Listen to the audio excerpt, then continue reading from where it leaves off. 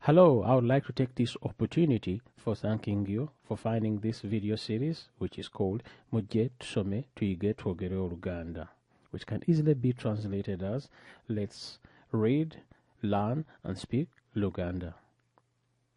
In this lesson today, we'll be learning about some Luganda useful words for expression of feelings and interest.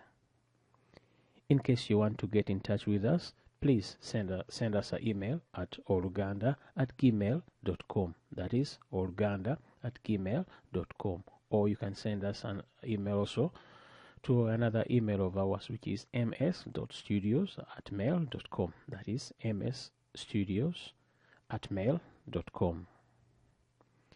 Feelings. Feelings. I'm feeling.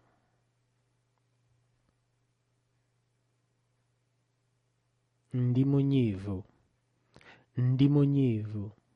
Ndi munyivu. Mpulira empewo. Mpulira empewo. Mpulira empewo. Ndi mumalirivu. Ndi mumalirivu. Ndi mumalirivu. Ndi mukufu. Ndi mukufu. Ndi mukufu. Ndi musanyufu. Ndi musanyufu. Ndi musanyufu. Mpulira ebbugumu. Mpulira ebbugumu. Mpulira ebbugumu. Enjala ennuma. Enjala ennuma. Enjala ennuma. Ndi munakuwavu. Ndi munakuwavu. Ndi munakuwavu. Ntidde. Ntidde. Ntidde. Ndi mulwadde. Ndi mulwadde. Ndi mulwadde. Ennyonta ennuma. Ennyonta ennuma. Ennyonta ennuma.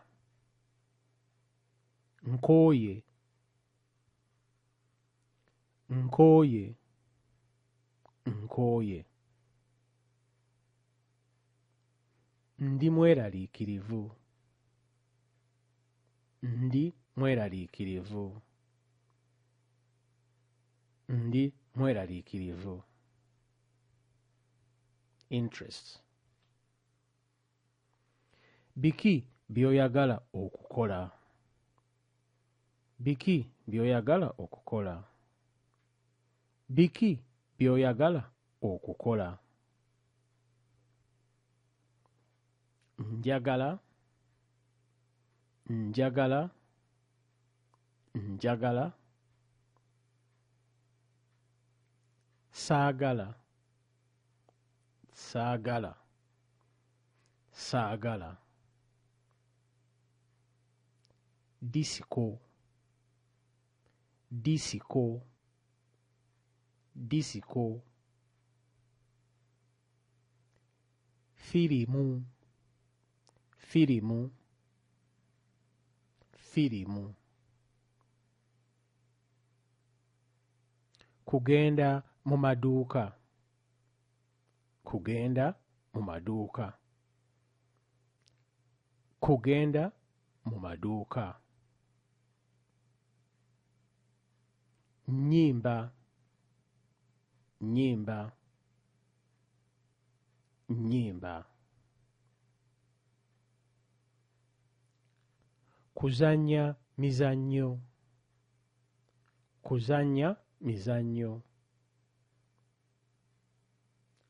Kuzannya mizannyo. Contacts. For more of these videos series, please send us an email to our email, which is oluganda@gmail.com. That is oluganda@gmail.com. You can also contact us on our Skype ID, which is Organda or Tamjo7. That is Organda or Tamjo7. We'll appreciate your feedback, telling us what you think about these videos, what would you like to see in the other videos, and what you think can make our video series better. Thank you for now. Bye bye.